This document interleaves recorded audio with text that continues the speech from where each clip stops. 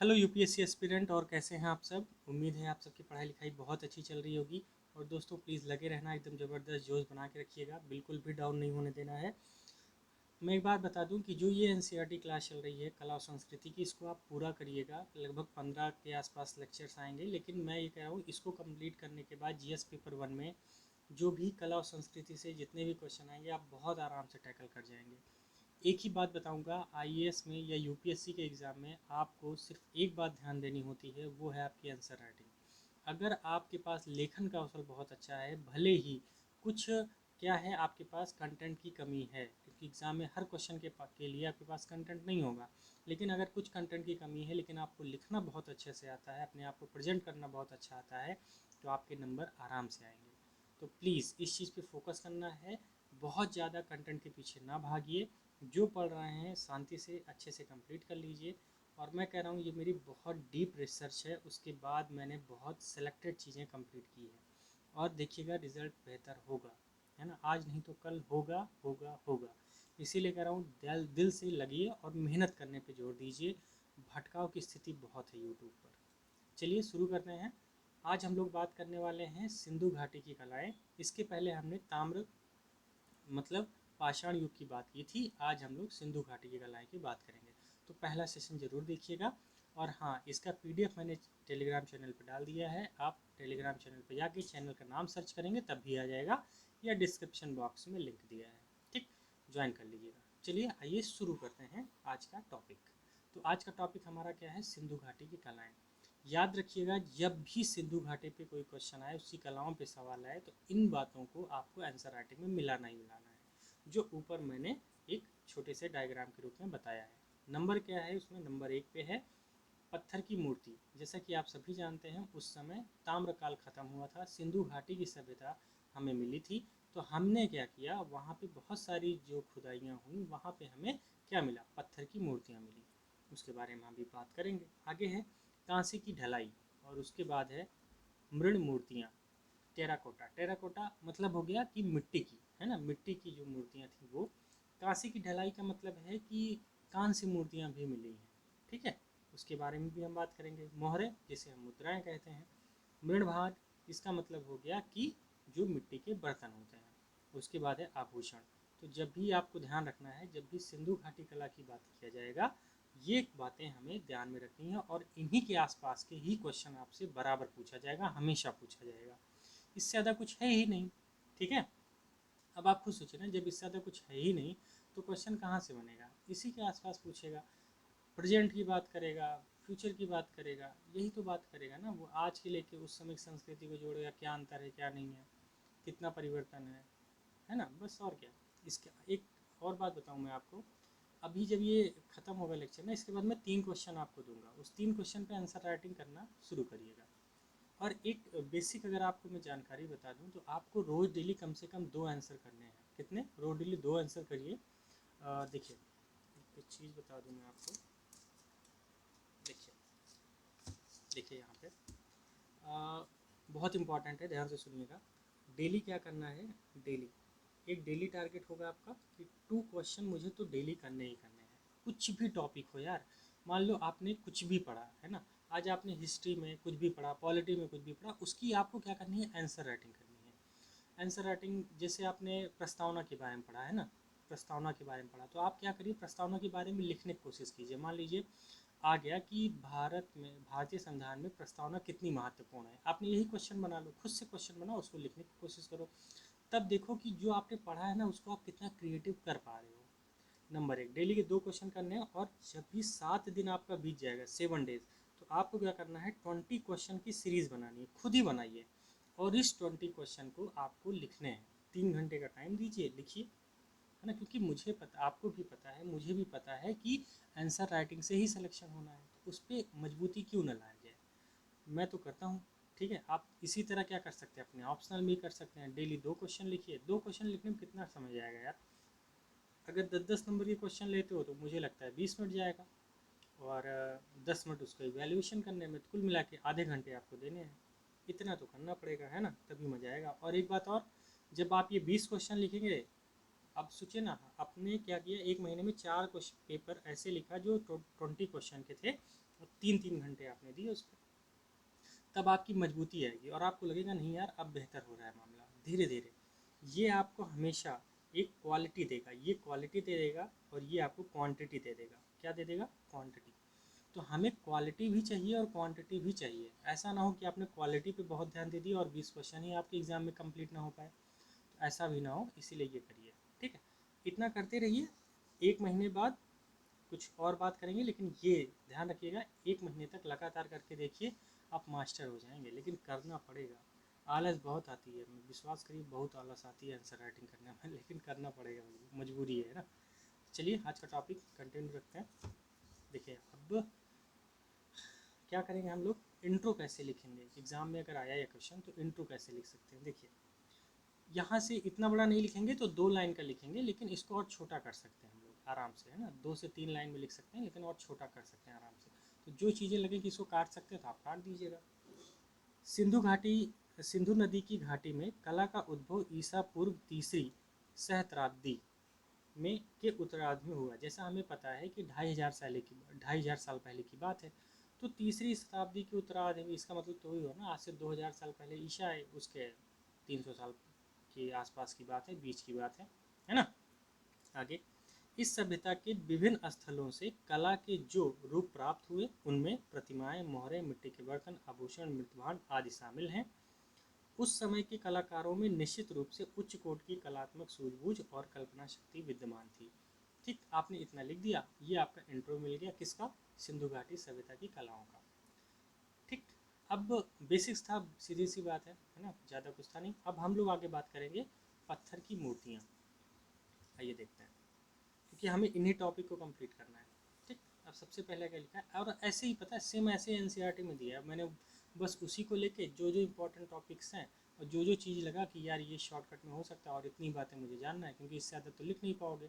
150 शब्द में क्या लिखोगे, 4 पन्ने थोड़ी लिखना है, एक ही पेज बनना है, तो बस उतना ही करना है हमें। चलिए आइए, पत्थर की मूर्तियाँ क्या है इसमें, संख्या की दृष्टि से अधिक नहीं है पर कला की दृष्टि से उच्च कोटि की हैं। अब आप कुछ सोचिए, संख्या की दृष्टि से इतनी प्राप्त नहीं हुई है, लेकिन जो कला की दृष्टि है वो जबरदस्त है। आगे, हड़प्पा और मोहनजोदड़ो में पाई गई पत्थर की मूर्तियों को त्रिआयामी वस्तुओं बनाने का उत्कृष्ट उदाहरण है। त्रिआयामी का मतलब जब भी आप उसमें देखेंगे ना तो उसमें आपको 3 बातें नजर आएंगी। ठीक, जैसे आगे देखेंगे क्या है, लेकिन ज़बरदस्त है। अब आप खुद सोचिए ना, आप कुछ ऐसा बना रहे हैं जो 3D डायमेंशन है, तो बस वैसा ही मान लीजिए आपकी 3 आयामी मूर्तियाँ पाई गई। कहाँ पे? हड़प्पा और मोहनजोदड़ो से। आगे लिखा है, पत्थर की मूर्तियों में 2 प्रकार के पुरुष प्रतिमाएं बहुचर्चित हैं। अब देखो आपको यही करना है, इससे ज़्यादा तो आपको मैं कह रहा हूँ ना, क्या लिखोगे यार। आपने सीधी सी बात है, बहुत कुछ कवर करना है, तो हमें क्या करना है, बहुचर्चित चीज़ों के पे आपको ध्यान देना है। पहला, एक पुरुष का धड़ जो लाल चूना पत्थर से बना है। दूसरा, दाढ़ी वाले पुरुष की आवक्ष मूर्ति जो खंडित है ना, वो वाली मूर्ति सेल खड़ी से निर्मित है। सेल खड़ी एक टाइप का पत्थर होता है, मुलायम पत्थर जैसे हम लोग कहते हैं। आगे, इसमें इसे धार्मिक व्यक्ति माना गया है, सॉल ओढ़े हैं। अगर आपने ये चीज़ें देखी हों, एनसीईआरटी खोलिएगा या फिर आपने अगर पढ़ा हो सिंधु घाटी, तो आपने देखा होगा एक सफ़ेद मूर्ति रहती है जिसमें इंसान होता है, वो आधे से सॉल ओढ़ा रहता है, आंखें बंद रहती हैं, आधी खुली रहती हैं, और पूरा ऊपर से एकदम माथा चौड़ा होता है ना। तो वो व्यक्ति कैसा है? वो दूसरी दाढ़ी वाला व्यक्ति है ना। तो ये 2 प्रतिमाएं बहुत चर्चित हैं। आगे, साल ओढ़े, लंबी आंखें और आधी बंद, मानो ध्यान मुद्रा में हों। तो ये 2 मूर्तियाँ काफ़ी बहुचर्चित हैं। इसीलिए जो पत्थर की मूर्तियाँ हैं भले उतनी प्राप्त नहीं हुई, लेकिन इन 2 मूर्तियों से ये पता चलता है कि इनकी जो कला है, मूर्तियों की जो कला है वो सच में बहुत ज़बरदस्त है। ठीक, आपने इतनी बड़ाई कर दी। चलिए अब आगे हम लोग बात करेंगे कांस्य की ढलाई। देखिए कांस्य क्या है, एक तरह का तांबा जिसे हम कहते हैं। तो कांस्य की ढलाई की बात करें, कांसे में मनुष्यों और जानवरों दोनों की मूर्तियां बनाई गई हैं। मानव मूर्ति को जो मानव मूर्ति बनाई गई है वो सर्वोत्तम नमूना है। एक लड़की की मूर्ति बनाई गई है जिसे नर्तकी के रूप में जाना जाता है।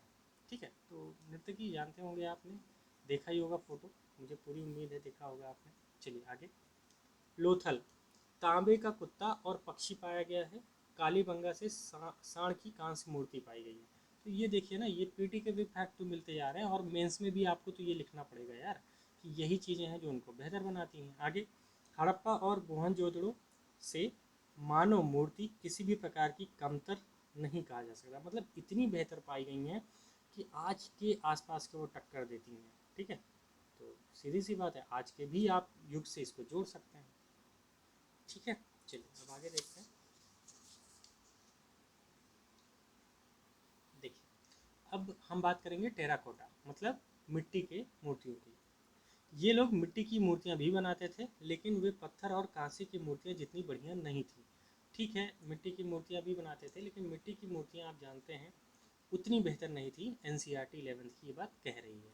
आगे हम बात करेंगे कि कालीबंगा और लोथल में पाई गई नारी मूर्तियां हड़प्पा और मोहनजोदड़ो में पाई गई मातृ देवी की मूर्तियों से बहुत ही अलग तरह की हैं।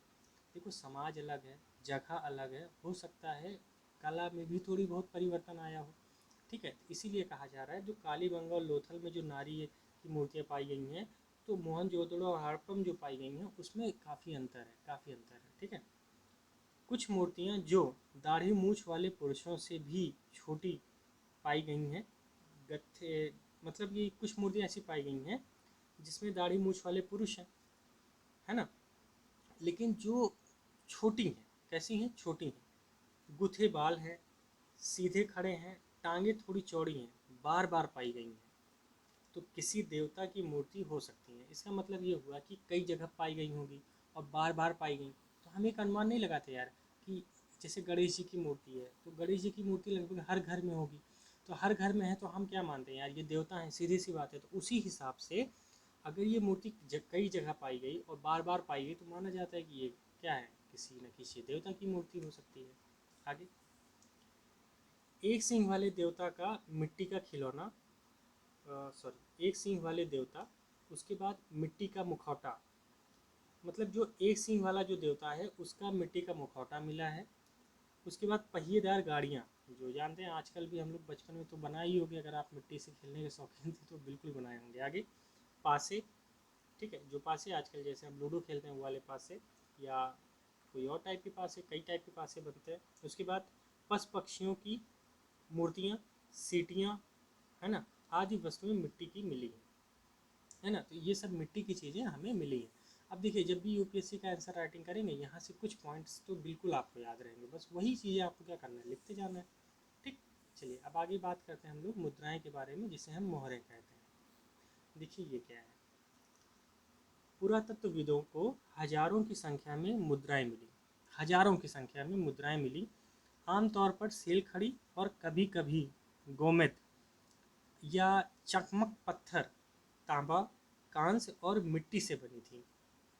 तो मुद्राएं तो बहुत बड़ी संख्या में मिली, हजारों की संख्या में मिली। ज़्यादातर सेल खड़ी की बनी थी, मतलब वही पत्थर की थी। कभी कभी गोमेद या चकमक पत्थर होता होगा, जो चमकता होगा या कुछ होगा यार, है ना, तांबा, कांस्य, मिट्टी से बनी थी। आगे, उन पर एक सींग वाला सांड, गैंडा, बाघ, हाथी, जंगली भैंसा, बकरा आदि पशुओं की आकृति बनी होगी। अगर आपने मोहनजोदारो देखा हो तो देखिए उसमें एक सींग वाला गैंडा बना था ना, तो वही एक सींग वाला सांड, एक वाला सांड है, सॉरी गैंडा नहीं है, सांड है ना, तो ये उन आकृतियों के बना जिसे हम मोहरे कहते हैं। आगे, इन महरों का उद्देश्य मुख्यतः वाणिज्यिक था। अब वाणिज्यिक क्यों, सीधी सी बात है, मोहरे बनाओगे, मुद्राएं बनाओगे तो क्यों बनाओगे, वाणिज्यिक गतिविधियों के लिए। एक बात और हो सकती है, ऐसा प्रतीत होता है कि ये मुद्राएं बाजूबंद के तौर पर पहनी जाती थी, जिससे उन व्यक्तियों की पहचान होती थी। जैसे दाहिने हाथ पे या बाएं हाथ पे हम क्या करते हैं, अपने कंधे के नीचे जो बाजू है वहाँ पे पहनते थे उसे, मतलब वहाँ बांध लेते थे, जिससे ये लगे ना कि ये क्या है, एक तरह की बाजूबंद है, जिससे उस व्यक्ति की पहचान हो पाए कि वह किस समाज का है। इस ऐसा भी हो सकता है, ठीक है, हो सकता है भाई, क्यों नहीं, क्योंकि हमने क्या किया है, सीधी सी बात है, सिर्फ प्रोडक्शन की है, तो ऐसी बात एनसीईआरटी कह रही है तो हम भी मान लेते हैं। आगे, मानक मुद्रा 2x2 इंच की वर्गाकार पहिया या पटिया होती थी, सॉरी पटिया, 2x2 इंच, मतलब ऐसा है ना, ऐसा कुछ ये पटिया बनती थी, ये है ना, वर्गाकार, तो ऐसी पटिया बनती थी, तो इसी के अंदर वो मुद्राएं माने थे, मतलब इसी के अंदर क्या करते थे वो लोग, जंगली भैंसा, बकरा, इन सब चीज़ों की क्या करते थे, चित्र बना देते थे। ठीक है। और एक बात और, प्रत्येक मुद्रा पर एक चित्रात्मक लिपि खुदी होती थी जो अभी तक पढ़ी नहीं जा सकी, क्योंकि जानते हैं इनका जो लिखने का तरीका था वो ज़्यादातर चित्रात्मक था। तो इस वजह से क्या होता है कि उसको अभी तक पढ़ा नहीं जा सका है। और ये यही 2x2 इंच का जो मानक इनकी मुद्रा है, मतलब एक तरह से मानक मुद्रा का मतलब कि इसी साइज में बनेगा ही बनेगा, ये हो गया मानक। अब लगातार इसमें जो बन रहा है, इसमें हमने आपने अगर मोहनजोदाड़ो मूवी देखा हो तो उसमें देखिए ना कुछ चीज़ें ऐसे ऐसे क्या था, ऐसे ऐसे आपने देखा हो तो ये बना था ना, ये क्या है, चित्रात्मक शैली है, लिपि है। ठीक है।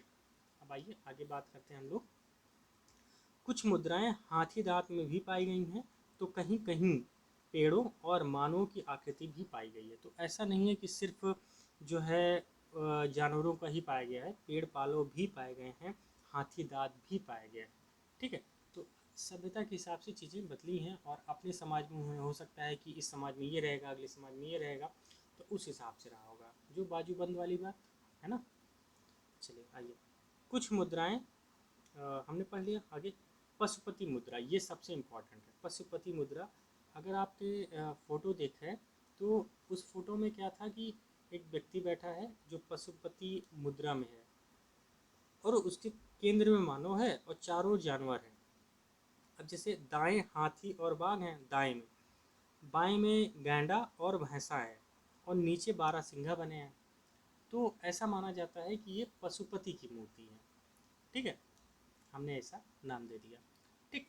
तो ये बात थी मुद्राओं के बारे में।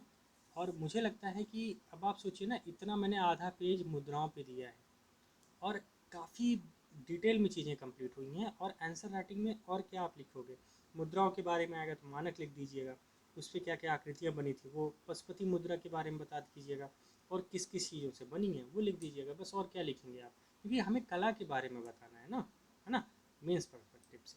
चलिए अब हम लोग आगे बात करते हैं। देखिए, अब हम लोग बात करेंगे मृत भांड, मतलब मिट्टी के बर्तनों की। अब ध्यान से देखिएगा, मिट्टी के बर्तन अधिकतर कुम्हार की चाक पर बनाए गए, रंगीन कम, सादे अधिक थे, है ना। रंगीन कम थे लेकिन सादे ज़्यादा बनाए गए। लाल चिकनी मिट्टी से बने हुए थे। बहुरंगी बर्तन भी बहुत कम पाए गए। बहुरंगी मतलब उसमें कई कलरों का, मतलब कई रंगों का प्रयोग किया जाए, हरा नीला लाल पीला, है ना। तो ऐसे भी बहुत कम पाए गए थे। इनमें मुख्यतः छोटे छोटे कलश शामिल थे, जिसको हम क्या करते थे, बहुरंगी बनाते थे, जिन पर लाल, काले, हरे और कभी कभी सफ़ेद तथा पीले रंग में ज्यामितीय आकृतियाँ बनाई जाती थी। मतलब ज्यामितीय मतलब कि सुंदर, जैसे हमने लकीर बना दिया, है ना, उसी में खाने बना दिए, यही सब चीज़ें जो ज्यामितीय हो सकती है। मैथमेटिक्स में बहुत सारी जानते हैं आपको, एंगल बना दिया, कोण बना दिया, तो ये सब चीज़ें हम बनाते थे, जिससे वो छोटा सा ना जो मृदभांड है या जो कलश है वो दिखने में खूबसूरत लगे। ठीक है। आगे, अनेक रूप और आकार में छोटे से बड़े पात्र और मितभांड पाए गए। तो मितभांड कई मिले, छोटे से बड़े भी मिले, और क्या हुआ, अनेक प्रकार के मिले, चौड़े मिले, बड़े मिले, लंबे मिले, गोल मिले, है ना। तो इस टाइप के आकार भी अलग अलग मिले, और छोटे बड़े पात्र भी मिले। तो इन बातों को ध्यान रखिएगा। ठीक है। कि क्या हुआ, जो बहुरंगी बर्तन थे कम थे, अधिकतम छोटे छोटे थे, जिन पर लाल, काले, हरे और कभी कभी सफ़ेद और पीले रंग का प्रयोग होता था। यहाँ तक कोई समस्या। चलिए अब हम लोग बात करेंगे आभूषण पर। ठीक। देखिए, अंतिम पॉइंट है हमारा आभूषण, और काफ़ी मतलब आप समझ लीजिए ना, इन बातों को आपने छोटा छोटा करके एग्जाम में लिख दिया, या किसी मतलब जिससे कोई क्वेश्चन बनता है, उस क्वेश्चन के हिसाब से ना इन चीज़ों को आपको खुद अपने मॉड्यूल में सेट करना पड़ेगा। अगर आप ये सोच रहे हैं ना कि बस आया और हम लिख देंगे, नहीं यार, उसको अपने मॉड्यूल में आपको सेट करना पड़ेगा कि आप किस लैंग्वेज में इसको, इससे बहुत अच्छी लैंग्वेज आप लिख सकते हैं, बना सकते हैं। लेकिन उसके लिए मैंने क्या बताया, रोज डेली 2 क्वेश्चन लिखिए, और हफ्ते में 20 क्वेश्चन लिखने का टारगेट बनाइए। ठीक है, तभी मज़ा आएगा। आभूषण में देखिए, पुरुष और स्त्रियां दोनों ये गहने, मतलब जो पहनते थे, पुरुष स्त्रियां दोनों पहनते थे, ये गहने बहुमूल्य वस्तुओं और रत्नों से लेके हड्डी और पकी हुई मिट्टी तक के बने होते थे। अब देखो, हो सकता है यहाँ पे क्या हो ना, जैसे आजकल गरीबी और अमीरी हो सकता है उस हिसाब से रहा हो। भैया जिसके पास जो बहुत बड़े हैं तो वो मूल्यवान वस्तु पहनते हों, जो कम हैं वो हड्डी, और जो एकदम कम है वो पक्की मिट्टी के पहनते हो। अलग अलग। मोहनजोदड़ो और लोथल के ढेरों गहने मिले हैं जिनमें सोने और मूल्यवान नगों का हार, तांबे के कड़े, मनके, सोने के कुंडल, झुमके आदि मूल्यवान रत्न शामिल हैं। कहाँ से मिले हैं? मोहनजोदड़ो और लोथल से। ठीक है, देखिए, स्त्रियां सुंदर दिखने के लिए सिंदूर, काजल, लाली का प्रयोग करती थीं। पुरुष दाढ़ी मूछ रखते थे। अब आप खुद सोचो, उस समय भी लाली थी यार, उस समय भी काजल और सिंदूर थे, क्योंकि साक्ष्य मिला है हमें, है ना। तो इस बात को ध्यान रखिएगा, आपको यही चीज़ें ना इंटरव्यू में रखना है। और यूपीएससी जो प्रीलिम्स का भी कई क्वेश्चन है जो कॉन्सेप्ट बेस पे आता है, तो वो वहाँ पूछ लेगा। अब आपको लगेगा नहीं लिपस्टिक कहाँ हो सकती है उस समय में, अगर आप नहीं पढ़ा है तो आप क्या करोगे? एलिमिनेट करोगे, गलत हो जाएगा। या आपने कहा यार सोने की धातु उस समय काम नहीं है, देखो भाई सीधा सी बात है, एनसीईआरटी में लिखा है। ठीक, आइए अब हम लोग कंक्लूज करेंगे, मतलब ये हमारा चैप्टर खत्म हुआ सिंधु घाटी का। अब हम लोग क्या करेंगे? कंक्लूड करेंगे, और अंत में ख़त्म करते मैंने कंक्लूजन आप कैसे लिखेंगे। देखिए, सिंधु घाटी के कलाकार एवं शिल्पकार अनेकों शिल्पों में अत्यधिक पारंगत थे, जिनमें धातु की ढलाव, पत्थरों पर नक्काशी, मिट्टी के बर्तन बनाना और उन्हें रंगना, एवं जानवरों, पौधों और पक्षियों के साधारण रूप से लेकर टेराकोटा का निर्माण मुख्य है। ठीक है, अब आप खुद सोचो ना, ये आप लिख के थे चले जाते, सीधी सी बात है, खत्म हो जाता है ना।